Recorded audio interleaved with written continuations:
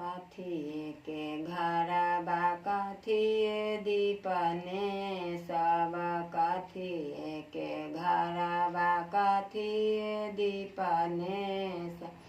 कथी आही लगल केवार हे सोहाग के कोहबा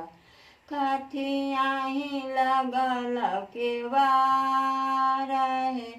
सोहाग के कोहबर माटिए के घरबा माटिए दीपने सा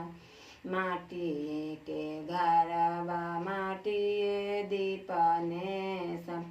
चांदन लगल केवार हे सोहाग के कोहबा चांदन लगल केवार हे सोहाग के कोहबर कथी इछावन कथी बिछावन कथी इछावन कथी बिछाव कथी आही लगल ओहार हे सोहाग कोहबर कथी आही लगल ओहार हे सोहाग के कोहबर लाले इछावन लाल बिछावन लाले इछावन लाले बिछाव सब रंग लगलो ओहार हे सोहाग के कोहबर सब रंग लगल ओहार हे सोहाग कोहबर ताई पैसे सुते गेला राम जी ओ दुल्हा ताई पाई सुते गेला राम जी ओ दुल्हा जाऊ रे सिया सुकुमारी हे सोहाग के राती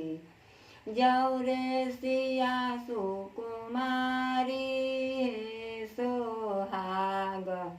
रतिया ताई पैसे जगबे गेला छोटकी नाना दिया ताई पाई गेला छोटकी नाना दिया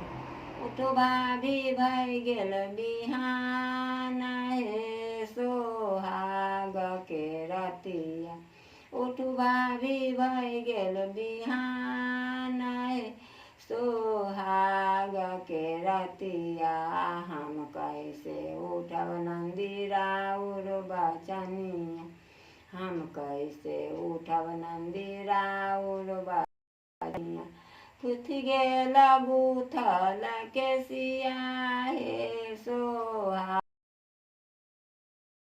खुल गेल गुथल केसिया हे सोहाग के